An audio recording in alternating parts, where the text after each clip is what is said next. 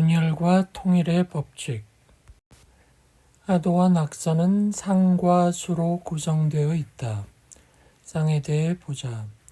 하도에서 바깥의 양수인 고에서 시작해 7, 3, 1 중심점의 순서로 선을 그려보라. 다시 음수인 8에서 6, 4, 2 중앙점의 순서로 그려보라. 그 끝에 화살표열을 그어보면 기운이 회전하면서 안으로 통일하는 모습이다. 낙서를 보면 중앙과 동서남북의 정위치에는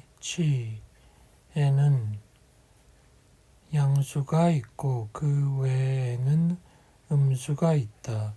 즉 낙서의 경우는 음이 양을 보좌하면서 분열하고 있는 상을 나타내고 있다. 이를 볼 때 하도는 만물이 통합하는 것이고 낙서는 분열하는 것이다.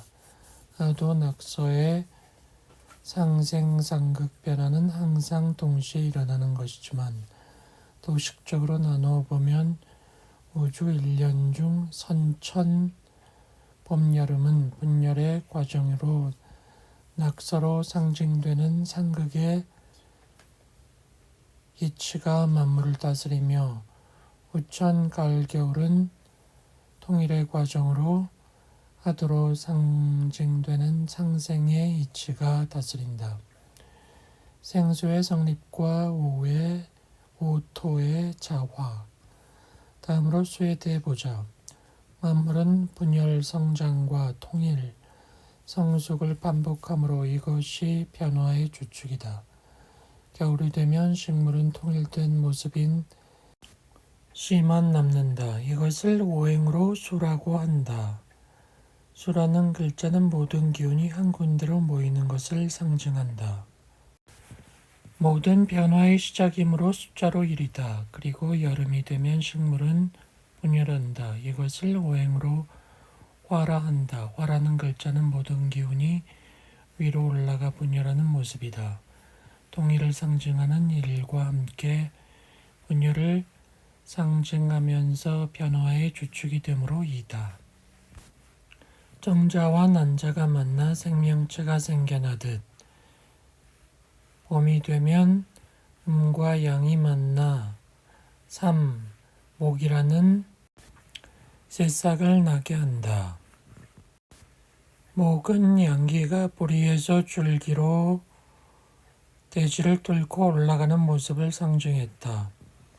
그리고 여름까지 분열했던 식물은 가을이 되면 기운이 다시 뿌리로 들어가게 된다. 겨울을 시작으로 봄, 여름을 거쳐 네 번째 단계이므로 숫자로 4다. 오행으로는 금이라고 한다. 금은 소뚜껑을 덮어 증기가 발산하지 못하게 하는 형상이다. 이렇게 양인 목화와 음인 금수가 순환한다. 그런데 이런 음양 변화, 음양을 조화시키는 것이 토이다. 토는 목화, 금수가 순환하는 과정에서 다섯 번째로 생겨나는 자화하는 것으로 숫자로는 5이다. 신비롭게도 음양 각 숫자의 합인 1목, 4금, 2화, 3목을 더해도 5라는 숫자가 나온다. 글자의 모양으로 봐도 토는 음과 양을 합해서 만든 글자이다. 성수의 성립. 이렇게 생겨난 1, 2, 3, 4, 5를 생수 또는 명수라고 한다.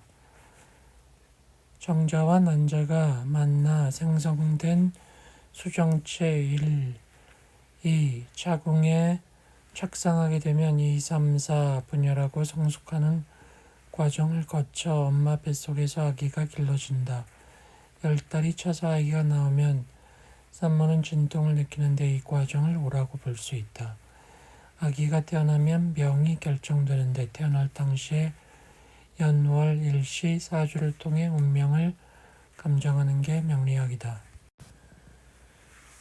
자궁 속에서 엄마를 의지해 살던 아기가 세상으로 나오면 독립된 인격으로 살아가게 되는 것처럼 생수인 일수, 이화, 삼목, 사금, 오토는 중의 성격을 가진 오토의 작용으로 1 더하기 5, 6, 2 더하기 5, 7, 3 더하기 5, 8, 4 더하기 5, 9, 5 더하기 5, 10이 된다.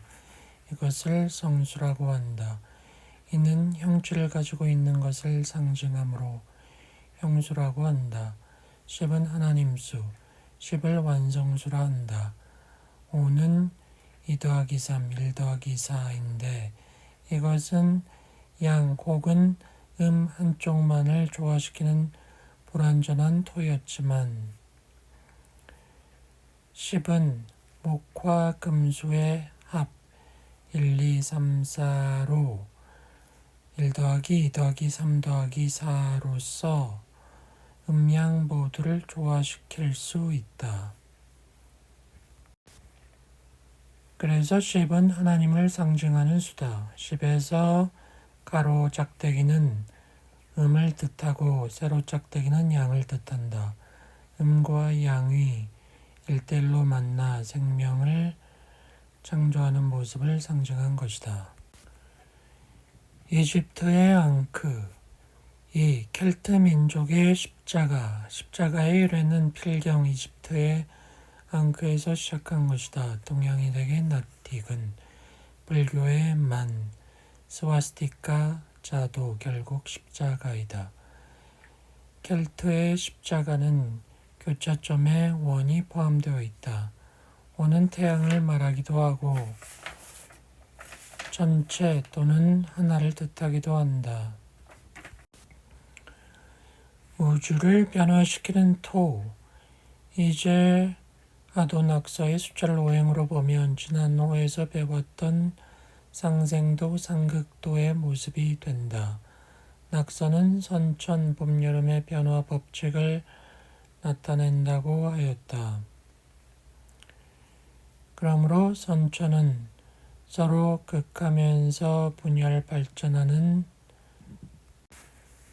상극의 원리가 만물을 다스리게 되고 후천은 서로 도우면서 통일 성숙하는 상생의 원리가 만사와 만물을 맡게 된다. 그러나 후천 상생의 세상은 그냥 열리는 것이 아니다.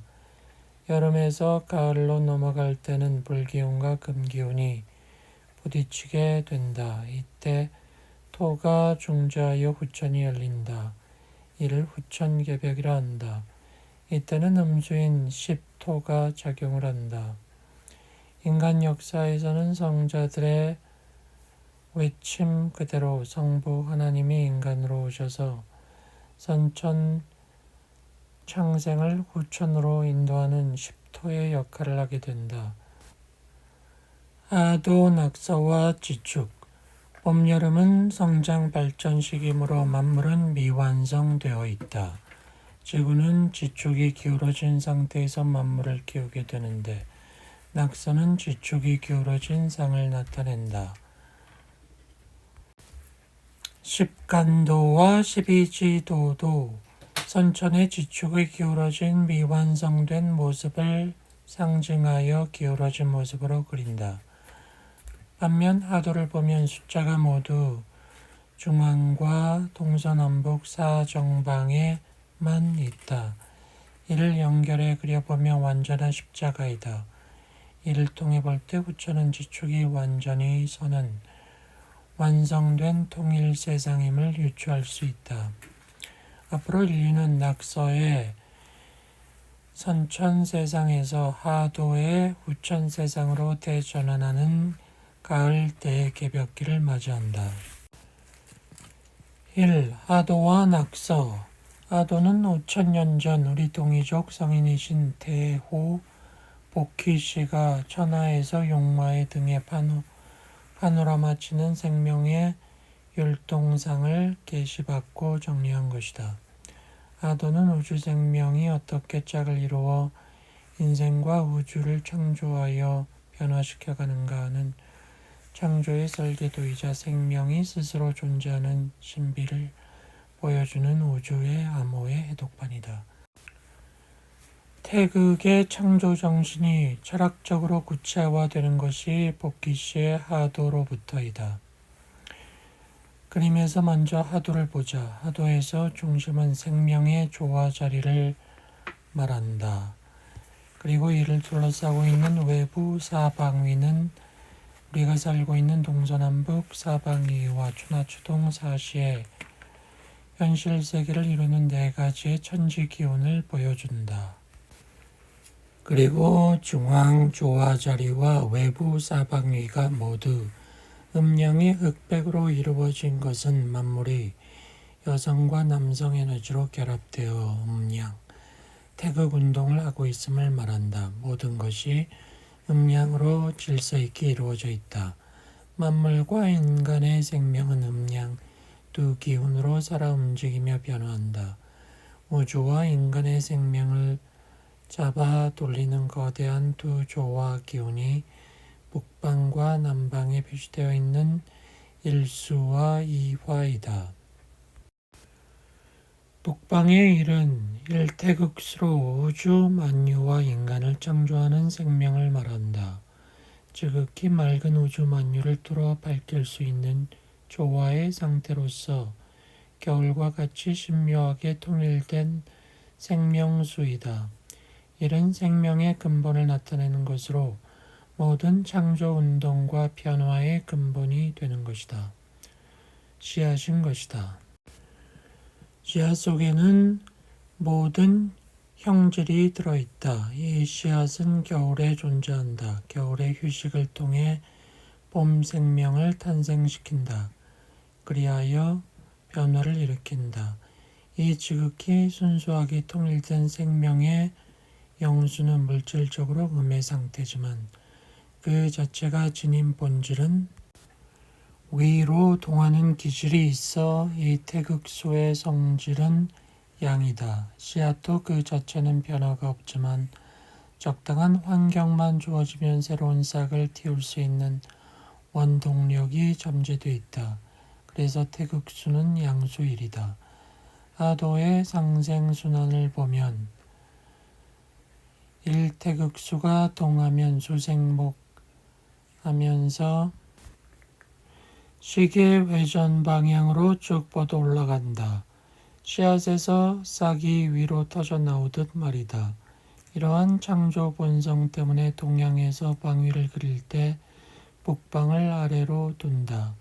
그리고 동방으로 일태극수가 뻗어 올라가듯이 씨앗에서 싹이 나오면 햇빛이 비치는 동쪽으로 기울어진다.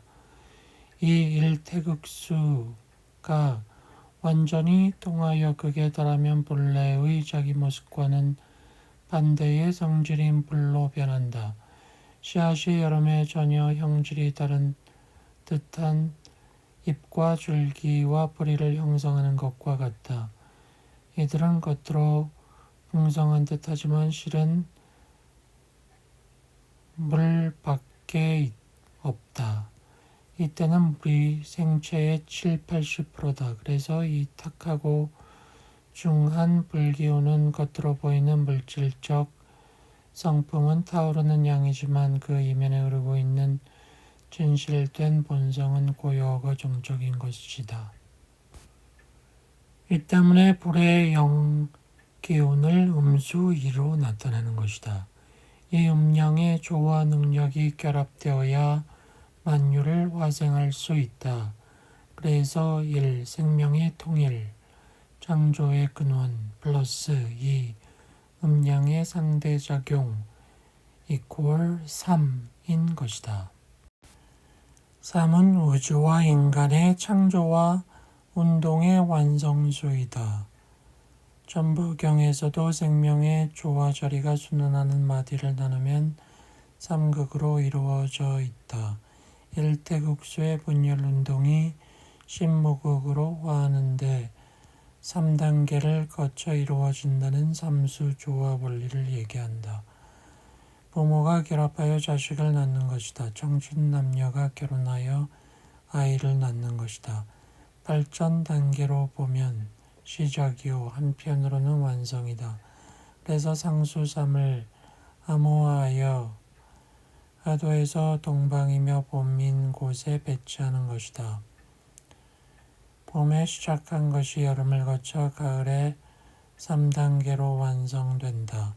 봄에 만물이 소생하고 가을에 거두어 들이는 것이다. 하도는 사시의 변화와 함께 이루어지는 농사와 연결된다.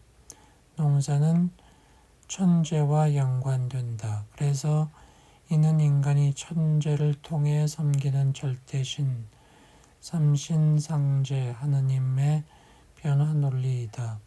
그러므로 이 하도로부터 시작되는 모든 철학 논리에는 절대자의 사상이 나오기 때문에 절대자의 이야기와 천재에 관련된 제사문화의 언급이 없으면 안 된다.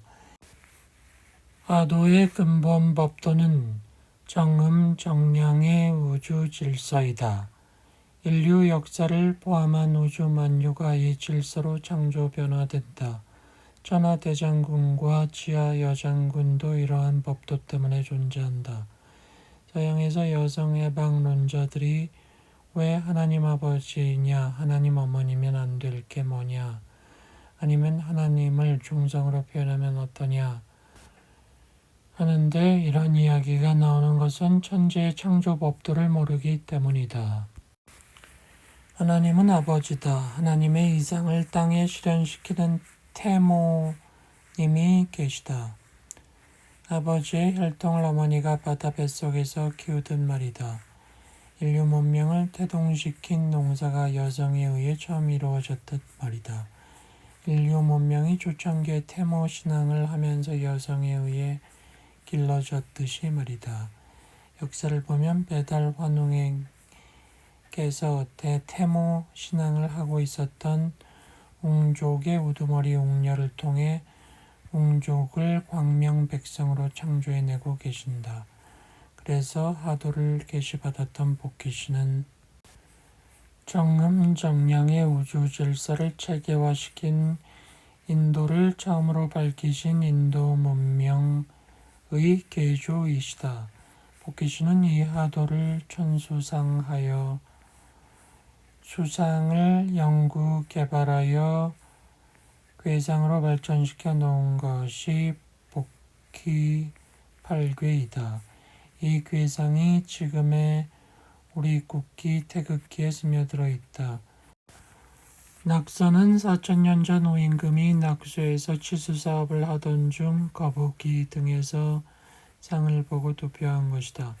낙서는 십수 완전수가 없다. 십수는 1과 9, 2와 7, 3과 8, 4와 6으로 분산되어 밖으로 나가 버렸다.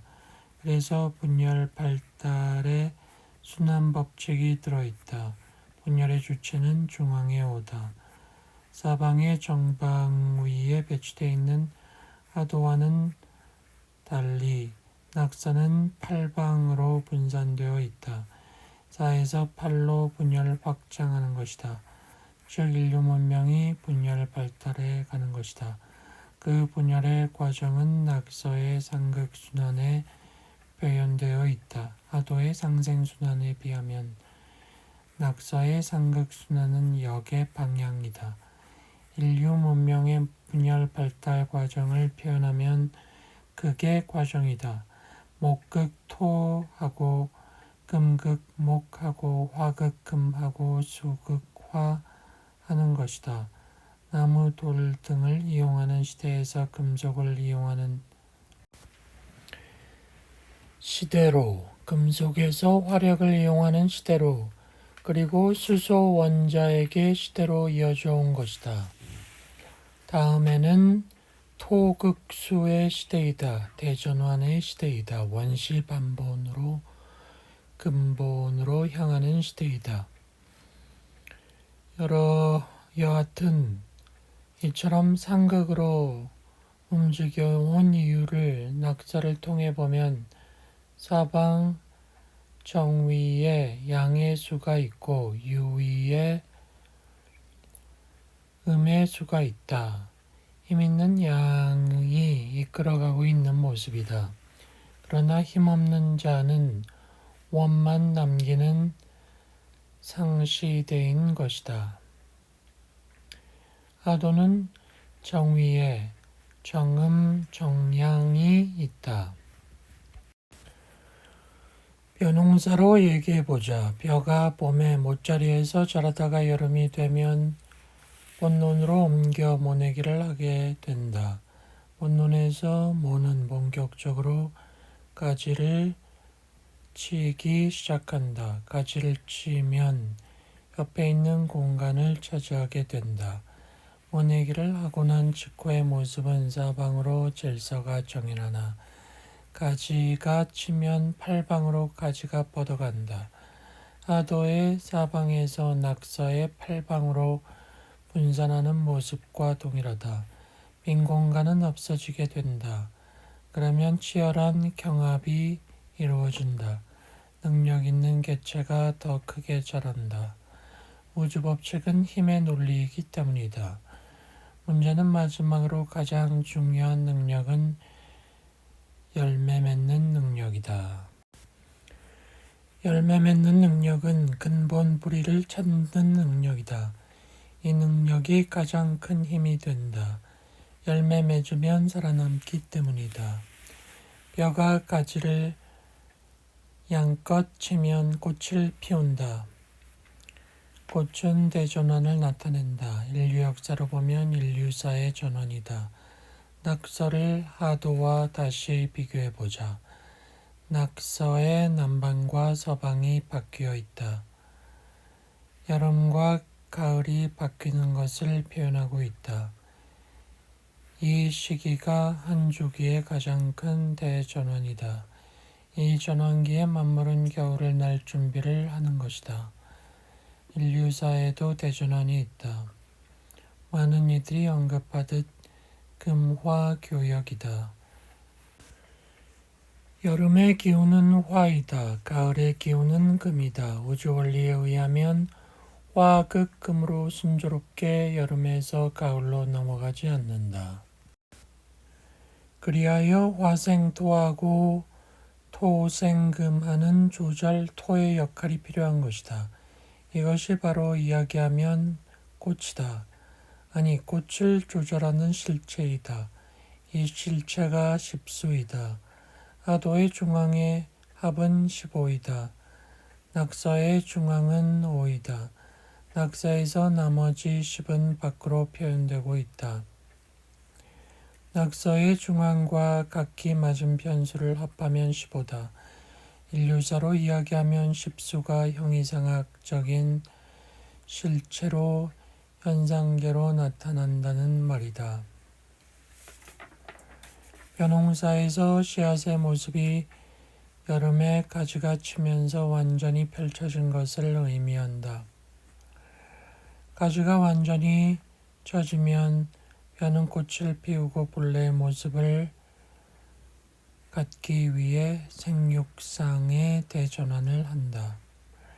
벼가 꽃을 피우기 위해서는 꽃 호르몬이라는 물질이 필요하다. 이 전환의 주체가 또한 십수이다.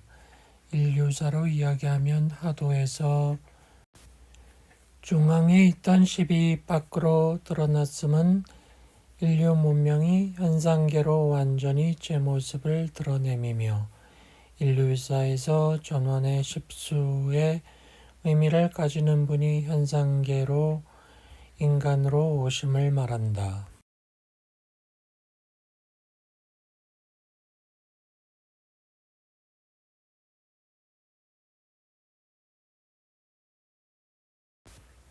포키시는 우주 만상은 상대성 원리에 의해 순환하고 변환한다고 보았다.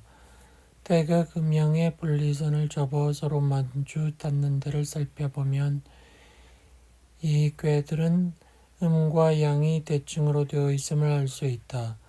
여기서 천지 만물의 온갖 음양 조화가 일어난다. 정양은 동서남북 사정위에 있고 정음은 동북, 동남, 서남, 서북, 사간 위에 위치한다. 정량과 정음에 대한 설명은 뒤로 미룬다. 십천간과 십이지지를 하도에 배치하여 오행과 음양을 나누면 다음과 같다. 정간과 지지의 음양 오행, 오행 38 목, 27 화, 50 토, 49 금, 16 수. 음양 양음 양음 양음 양음 양음. 천간 갑을 병정 모기 경정 모기 경신 임계. 지지 임묘 오사 진술 중위 신유 자해. 낙서와 고궁도. 지금부터 4000년 전 중국 낙서에서 신기한 거북이가 등에 쥐고 나온 그림이 있었다. 문왕이 보니 우주 만물의 생성조와 천지운행의 이치가 나타나 있었다. 이를 낙서라 하고 여기에 담긴 하늘과 땅 사이에서 일어나고 있는 생성소멸 순환의 이치를 밝혀내게 되었다. 천지 만물은 물과 동쪽을 뜻하는 진에서 나와 춘하 교체기와 동남쪽을 뜻하는 손에서 기운을 축적한다. 그리고 여름과 남쪽을 뜻하는 이에서 왕성한 기운을 얻어 하추 교체기를 남서쪽을 뜻하는 곤에서 발전한다. 가을과 서쪽을 뜻하는 태에서는 결실 성숙하고 추동교체기와 서북쪽을 뜻하는 건에서 성취한다. 겨울과 북쪽을 뜻하는 감에서는 편히 쉬고 동춘교체기인 입춘과 북동쪽을 뜻하는 간에서 다시. 이것을 깨달은 문왕은 아들 모왕과 함께 은나라를 멸망시키고 주나라를 창건한다. 이들은 덕으로 백성들을 통치하여 추앙을 받았다.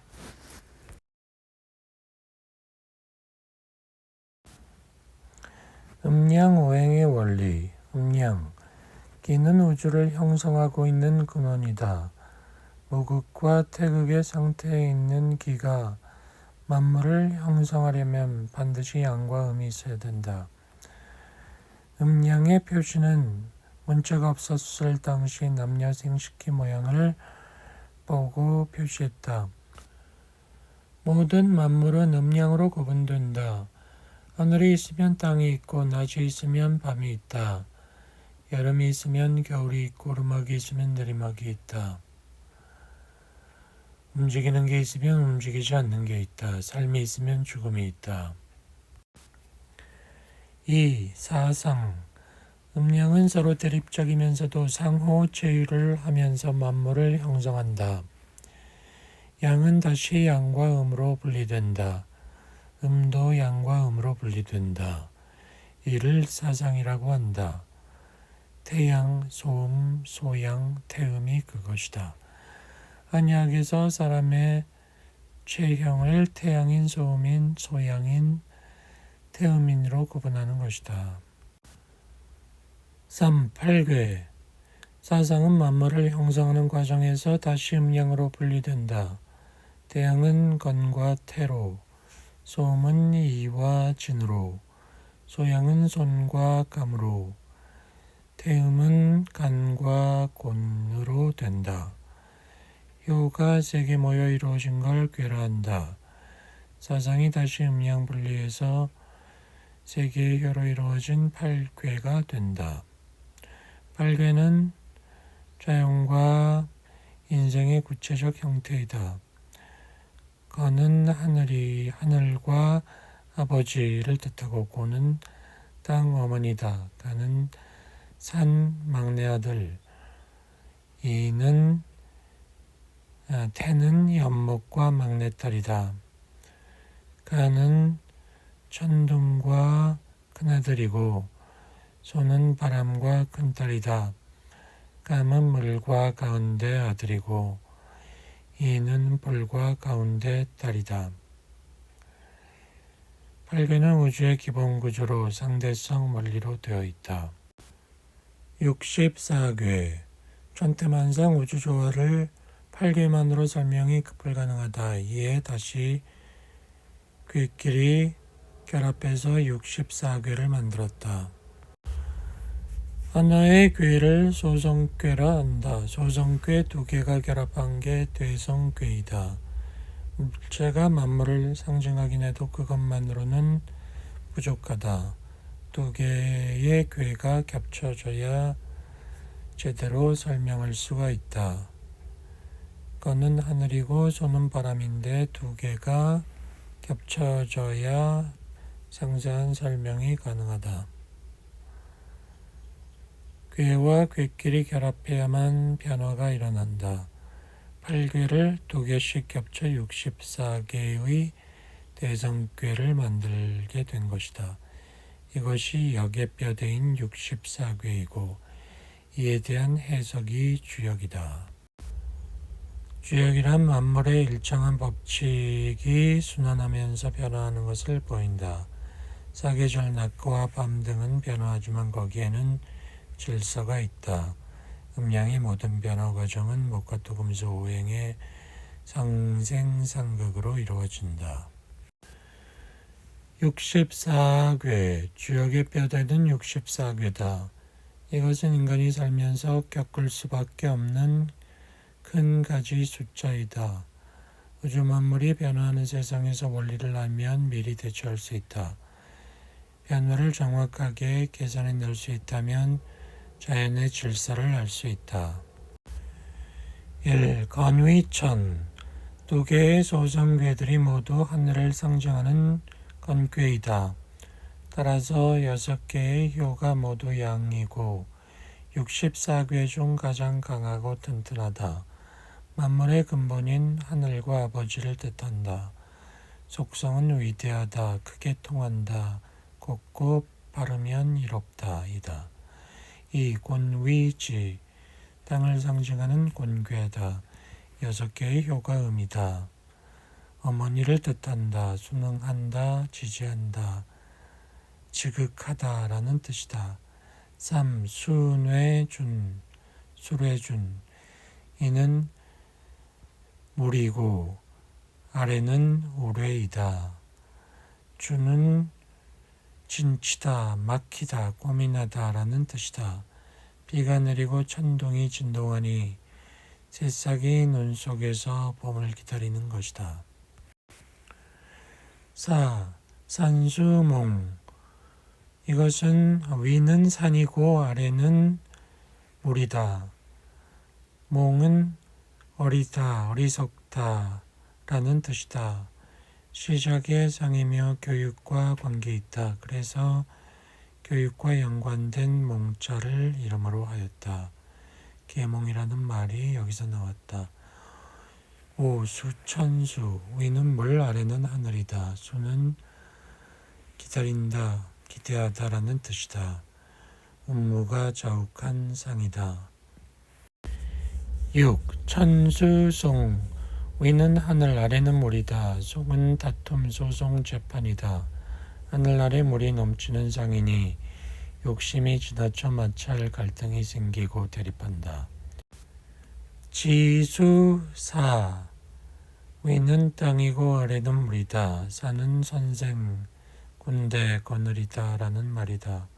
땅 밑으로 물이 모이는 상이니 여러 사람이 집단을 형성하는 것이다. 통솔한다는 의미의 사이다. 수지비 위는 물이고 아래는 땅이다.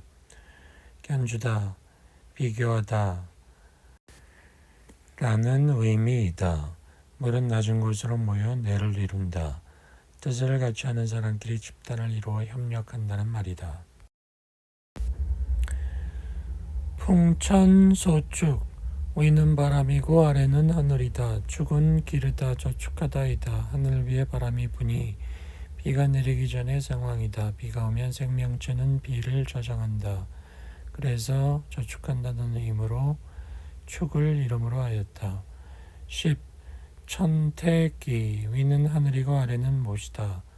이는 밟는다, 따른다, 예절이라는 뜻이다. 하늘 아래 저수지가 있으니 지나침과 부족함이 없이 풍요롭고 예절을 나타낸다. 의식이 풍족해야 예절을 안다는 말에서 이라는 이름을 붙였다. 11. 지천태 위는 땅이고 아래는 하늘이다. 태는 크다, 크게 통한다, 태평하다라는 뜻이다. 땅의 기운은 하늘로 올라가고 하늘의 기운은 땅으로 내려와 조화를 이룬다. 서로 크게 통한다는 의미로 태라 하였다. 12. 천지비 위는 하늘이고 아래는 땅이다. 비는 막히다, 답답하다이다. 하늘은 하늘대로 위에 있고 땅은 땅대로 아래에 있다. 화합이 일어나지 않아 답답하다. 13. 천화동인 위는 하늘이고 아래는 불이다. 동인은 뜻을 같이 한다, 협력한다이다. 어두운 하늘 아래 불이 따르며 세상을 밝히는 것이다. 어두운 밤길에 등불을 넣는 것이다. 세상을 밝히는 일은 여러 사람이 힘을 합쳐야 하므로 동인이라는 이름이다. 14. 와천대유 위는 불이고 아래는 하늘이다. 대유는 크게 만족해 즐거워하다이다. 하늘에 불인 태양이 온 천하를 비춘다. 해가 중천에 떠 있다. 천하를 소유한다는 의미의 대유이다. 15. 지산겸 위는 땅이고 아래는 산이다. 겸은 겸손 겸양이다. 자기보다 부족한 사람을 이끌어주고 도와준다는 것이다. 높은 산이 땅 밑에 파묻힌 모습이다.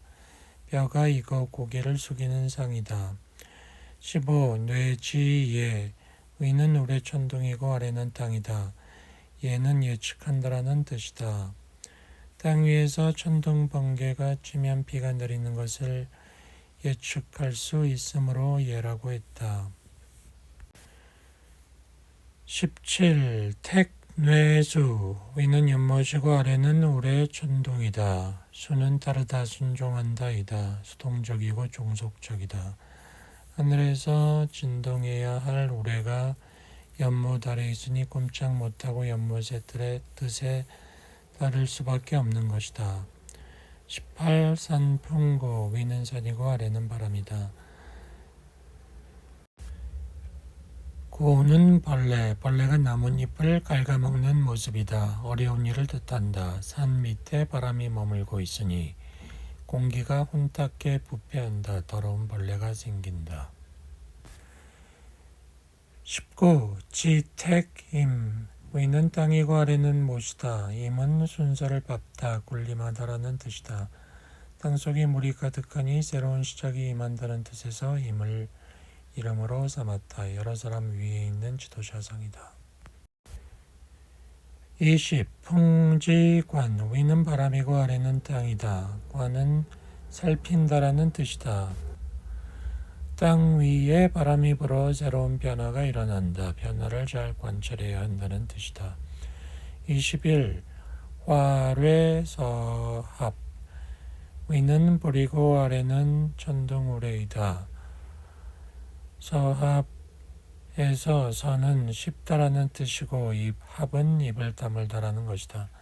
서합은 음식을 안에 넣고 씹는다는 의미이다. 불과 우레가 만나면 천지를 진동하니 격렬한 언쟁과 싸움에 휘말릴 수가 있다. 22. 산화비 위는 산이고 아래는 불이다. 비는 꿈이다, 정식하다이다. 산 아래 불이 있으면 해가 서산에 기울어 찬란한 황혼 노을을 나타낸다. 아름답게 꾸민다는 뜻의 비를 이름으로 하였다. 거칠에만 하는 모양이다. 23. 산지박 위는 산이고 아래는 땅이다. 박은 벗기다 빼었다이다.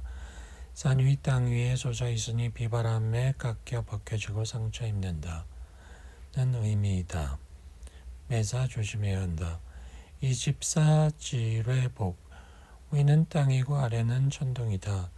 복은 돌아오다 회복하다이다. 땅 밑에서 천둥 소리가 울린다는 것은 땅 위에 새로운 시작을 알리는 것이므로 복을 괴이름으로 하였다. 곧 성공한다는 것이다. 25. 천뇌무망 위는 하늘이고 아래는 천둥우레다. 무는 없다는 뜻이고 망은 허망하다는 뜻이다. 하늘에 천둥이 울리니 머지않아 비가 오겠지만 당장은 아니다. 침착하게 때를 기다려야 한다. 26. 산천대축 위는 산이고 아래는 하늘이다. 대축은 크게 쌓다 많이 모인다라는 뜻이다. 하늘 위로 산이 높이 솟아오른 모습이다. 크게 축적된 상태이므로 대축이라고 이름을 지었다. 새로운 변화가 하늘을 찌르고 있다. 27. 산뇌이 위는 산이고 아래는 천둥우레다. 이는 턱, 기르다, 복령하다의 의미이다. 산 아래에 천둥우레가 진동하는 상이다. 무언가 산 위로 올라가는 모습이므로 생명을 기른다는 의미의 이를 괴이름으로 하였다. 28. 태풍대과 위는 못이고 아래는 바람이다. 대과란 정상적인 것에서 크게 벗어나 지나치다라는 뜻이다. 전전한 못에 바람이 불어 물결이 크게 일어난다. 작은 배가 풍랑을 만났으니 지나치다라는 뜻에서 대과라 하였다. 29. 감위수 위도 물이고 아래도 물이다. 수를 괴이름으로 하였다. 두 소성괴 모두 두 음효 중간에 양효가 빠져 있다. 모든 일은 지나치면 위험에 빠지게 된다. 실패, 좌절, 파산, 병고 등의 어려운 일을 뜻한다. 30. 이위화 위도 불 아래도 불이다. 불 두 개가 겹쳤으니 화를 괴이름으로 한다. 불 두 개는 태양을 상징한다. 정열과 의욕이다. 31. 택산함 위는 못이고 아래는 산이다. 함이라 함은 감과 같은 뜻으로 느낌이 좋다라는 의미이다. 젊은 여자를 상징하는 태괴 아래 젊은 남자를 상징하는 간괴가 있다. 남녀간의 순수한 사랑을 상징하는 그러한 의미이다. 32. 뇌풍항 위는 천둥우레고 아래는 바람이다. 항은 변함이 없다. 한결같다이다. 장남이 장녀 위에 있다. 남편이 위에 있고 아내는 아래에 있는 상이다. 그 법도가 한결같다는 뜻에서 항을 이름으로 하였다. 33. 천산둔 위는 하늘이고 아래는 산이다. 둔은 피하다, 물러나다, 은둔하다라는 의미이다. 산이 높다 하더라도 하늘 아래 있다. 이제 물러나라는 뜻에서 둔을 이름으로 썼다. 34. 뇌천대장 위는 천둥우레이고 아래는 하늘이다. 대장은 힘차다, 성대하다, 씩씩하다이다. 하늘 위에서 우레가 움직이고 있으므로 힘차고 씩씩하다는 대장이 되었다. 35. 화지진 화는 불이고 아래는 땅이다. 지는 나아가다, 전진하다이다. 불인 태양이 지상 위로 떠오르면서 밝아진다, 나아간다라는 의미에서 진을 이름으로 했다. 36. 지화명이 위는 땅이고 아래는 불이다. 이는 상하고 깨지는 것이므로 명의는 밝은 것이 깨진다는 뜻이다. 태양이 땅 아래 잠겨가고 있다. 어두움이 온다는 뜻에서 명의를 그 이름으로 하였다. 해가 서산해지는 상이다. 37. 풍화 가인. 위는 바람 아래는 불이다. 가인은 집을 지키는 사람이다. 위는 장녀 아래는 종려다. 동생이 언니 아래 있어 그 뜻을 따르니 일가가 편안하다는 의미에서 가인을 이름으로 하였다. 38. 와태규. 위는 불이고 아래는 못이다. 규는 서로 등지다 노려보다 라는 뜻이다. 48눈이라는 뜻이다. 불은 타오르면서 위로 올라가고 연못의 물은 낮은 쪽으로 흘러내려간다. 서로 등져 떨어짐으로 규를 이름으로 하였다. 30. 수산건. 위는 물 아래는 산이다. 건은 쩔뚝발이 나가기 힘들다 멈추다이다. 산 위에 물이 있으니 산을 넘으면 다시 물이 앞길을 막고 있다. 나아가기 불편하니 절름발이가 되었다. 40. 뇌수해. 위는 천둥이고 아래는 물이다. 해는 해결되다 풀린다이다. 천둥이 진동하여 비를 내리니 얼어붙었던 대지가 풀린다. 봄을 의미하므로 해를 그 이름으로 하였다. 41. 산택손. 위는 산이고 아래는 못이다. 손은 덜다 줄이다 손해보다이다. 산 아래에 있는 저수지의 물은 들판을 적시기 위해 흘러가야 하므로 잃는다는 의미이다. 42. 풍뇌익. 위는 바람이고 아래는 천둥이다. 익은 더하다 증가하다 이익이다. 바람이 불고 천둥이 치니 비가 온다. 비는 만물을 이익되게 하는 것이다. 43. 택천 쾌. 위는 못이고 아래는 하늘이다. 쾌는 물리친다 결단한다라는 뜻이다. 아래 5 양효가 위에 있는 하나의 음효를 밀어내고 있는 상이니 쾌를 그의 이름으로 하였다. 결단을 내릴 때다. 44. 천풍구.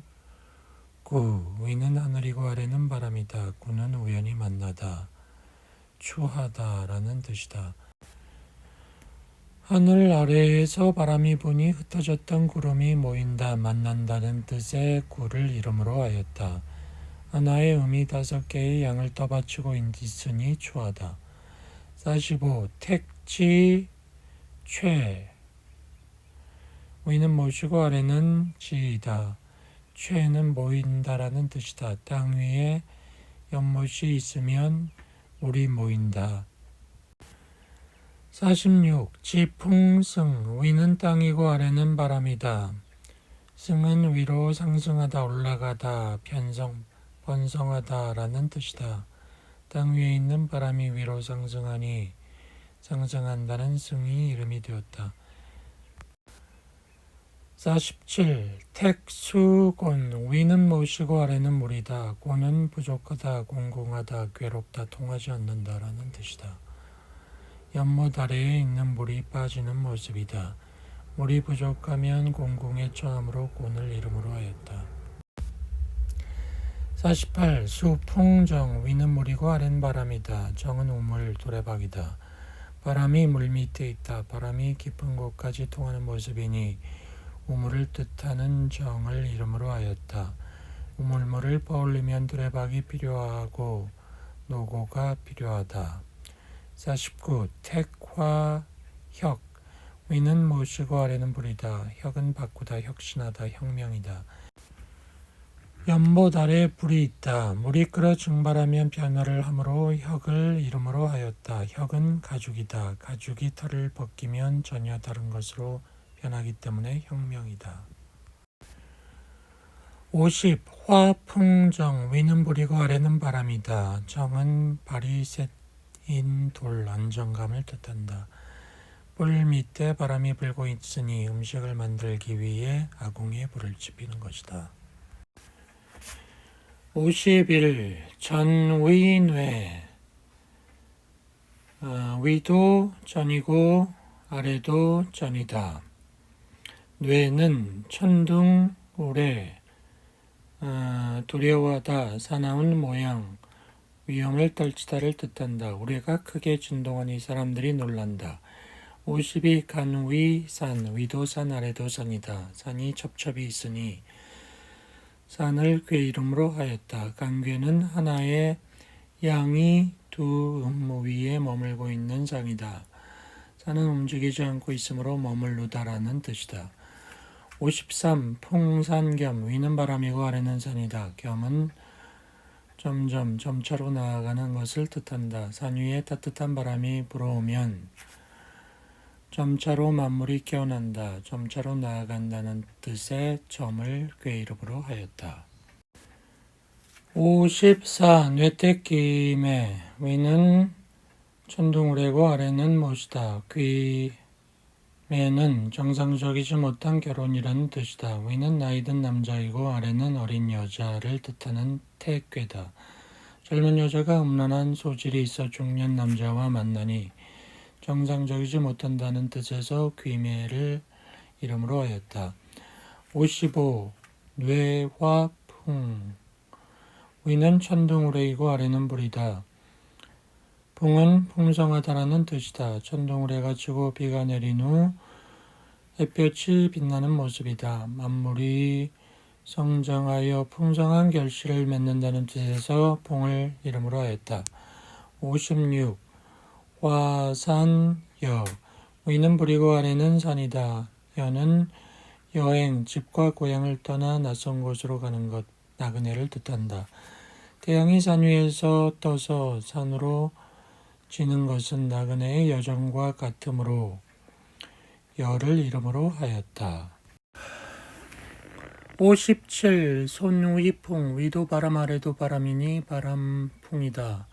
바람은 지상의 공간에 없는 곳이 없다. 그러나 실체를 볼 수 없다. 손괴는 하나의 음이 두 양 아래 있어 순종하고 따르는 형상이다. 유순하고 겸양한 것이다. 58. 태위택, 위도 못이고 아래도 못이다. 태는 즐거움, 온화한 분위기를 뜻한다. 연못에 있는 물은 낮은 곳으로 흐르며 대지에 있는 모든 만물에게 물을 나누어 준다. 베푸는 곳에서 기쁨을 느낄 수 있다. 59. 풍수환, 위는 바람이고 아래는 물이다. 환은 흩어지다, 풀어지다라는 뜻이다. 물 위에서 바람이 분다. 물이 바람에 날려 사방으로 흩어지므로 환이라 하였다. 겨우내 얼었던 물이 봄바람에 녹아 풀어진다. 60. 수택절, 위는 물이고 아래는 못이다. 절은 절도, 규칙, 제한 등을 뜻한다. 연못 위에 물이 가득하니 물이 많으면 넘치게 되고 모자라면 흐르지 못하게 된다. 절도를 뜻하는 절을 이름으로 했다. 61. 풍택중부, 위는 바람이고 아래는 연못이다. 중부는 어미새가 알을 품어 따뜻하게 한다는 말이다. 가운데 두 음료는 노른자이고 바깥 양효는 흰자와 껍데기를 나타내니 알의 모양을 뜻한다. 상괴와 하괴가 입을 맞춘 듯 대칭을 이룬다. 한 몸으로 결합되어 마치 어미새가 알을 품고 있는 상이다. 중부를 궤 이름으로 한다. 62. 뇌산소과, 위는 천둥이고 아래는 산이다. 소과는 조금 지나치다 라는 뜻이다. 상괴와 하괴가 등을 지고 있다. 음이 양에 비해 약간 많다는 의미에서 조금 지나치다라는 뜻의 소과를 이름으로 하였다. 63. 수화기제, 위는 물이고 아래는 불이다. 기절한 일을 이미 성취했다라는 뜻이다. 물을 건넜다라는 뜻이다. 물은 위에 있고 불은 아래에 있으니 서로가 목적한 곳으로 건넜다는 의미에서 기제를 이름으로 하였다. 64. 화수미제, 위는 불이고 아래는 물이다. 미제란 아직 건너가지 않았다. 미완성이다. 불과 물이 각기 따로 놀기 때문에 미제이다. 음양오행의 계유, 동양 철학에서는 우주의 본원을 에너지인 기로 여긴다. 이 기가 작용해 만물을 형성하는데 그 과정은 음양과 오행 법칙에 의해서 이루어진다. 우주의 생성과 변화를 음양오행이 관장하는 것이다. 인간을 포괄하는 우주의 삼라만상을 음양으로 구분할 수 있다. 생성과 소멸은 오행으로 결정된다. 풍수지리학 역시 음양오행의 근본을 두고 있다. 풍수지리는 인간이 지상에서 생활하는데 편리한 땅을 찾는 데서 유래했다. 생기 있는 땅에서 개인이나 사회가 발전이 있음을 경험한 것이다. 이 과정에서 생기는 음양오행으로 성립구분됨을 알았다. 이에 따라 우주의 본질은 기다. 기는 어느 곳이든 없는 곳이 없다. 새로 생기기도 없어지지도 않는 불생불멸이고 무시무종이고 불변형질이다라고 정의한다. 기가 작용하여 만물을 형성하는 과정에서 모든 것이 음양과 오행의 법칙에 의해 이루어진다고 보았다. 생로병사와 길흉화복이 다 거기에 의해 결정된다. 여기서 모든 동양 철학이 발전하는데 풍수지리도 마찬가지이다. 풍수지리를 미신이라고 한다면 철저하게 음양오행을 부정하지 않으면 안 된다. 풍수지리가 오랜 세월 수많은 비판을 받으면서도 없어지지 않고 존재하는 것은 음양오행에 근거한 학문이기 때문이다. 음양오행은 서구학문인 물리학이나 화학에서도 응용하고 있다. 원소의 구조와 형성을 양이온과 음이온으로 규정하고 있기 때문이다.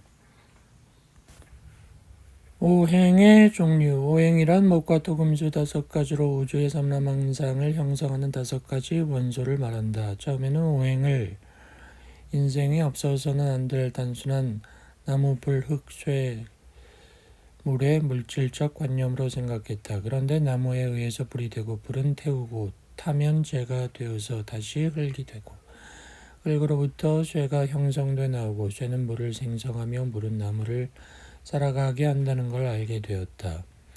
이때부터 오행을 기의 작용으로 고찰했다. 이렇게 우주에 존재하는 만물은 오행의 변화에 의해 생성소멸한다. 오랜 세월 사람의 경험에 의해 오행의 속성은 여러 가지로 설명된다. 나뭇잎이 푸르기 때문에 나무를 청이라 하고 화염이 붉기 때문에 불을 적이라 했다. 금속의 광택이 백색이므로 쇠를 백이라 했고 물의 깊이가 깊어 심연한 것이 흙이기 때문에 물을 흑색이라 했다.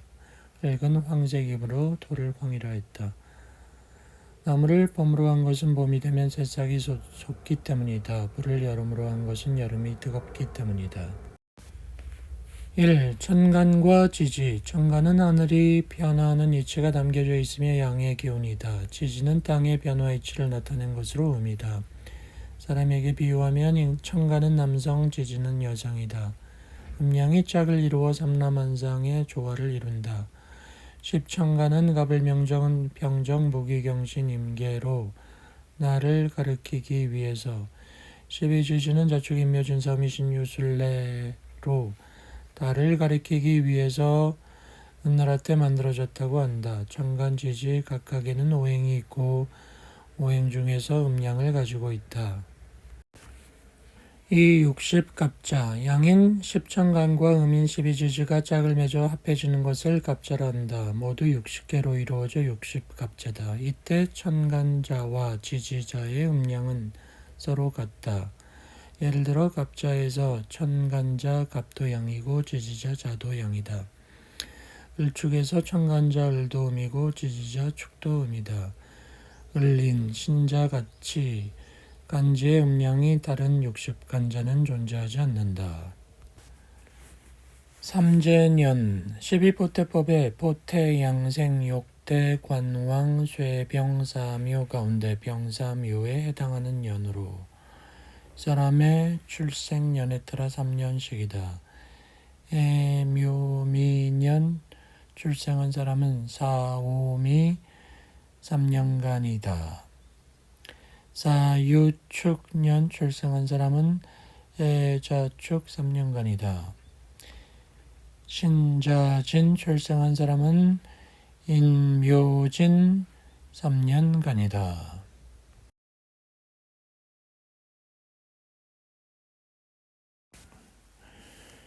인류 문명의 시작, 하도 낙서. 하도와 낙서가 서양 문명에 끼친 영향. 미국 수학자 프랭크 스웨트는 낙서의 유산이라는 책에서 낙서의 유래가 낙서가 서양 문명사에 끼친 영향을 말하고 있다. 현재 미국의 중학교 교과서에 마방진으로 소개되어 있는 낙서는 동서양을 왕래한 아랍인들을 통해 세계로 퍼져나가 인도, 동남아, 중동, 유럽 문화 등에 영향을 주었다 한다. 낙서와 더불어 하도도 세계로 퍼졌다. 하도와 낙서는 한 쌍으로 상생과 상극, 순과 역을 보여준다. 보키시는 변화의 원리인 음양오행 법칙을 처음으로 밝혔다. 디지털 이진법도 이 음양 원리에 기초한다. 이진법 기원은 17세기로 올라간다. 라이프니츠는 당시 중국에 있던 선교사 부배의 서신을 통해 68궤도를 알게 된 뒤 이진법이 수학의 새로운 광명을 얻어줄 것을 확인해 주었다. 동양 우주론의 심오함에 눈뜬 그는 부배에게 보낸 서신에서 보키시에 대해 말했다. 보키는 유명한 철학자이다. 동양과학의 창립자다. 이 역의 그림은 현존하는 과학의 최고 기념물이다. 인간의 유전 정보를 담고 있는 이중나선 구조와 64가지 염기조합도 음양론과 64개의 원리와 일치한다. 보키는 지구촌 인류 문명의 조상인 것이다.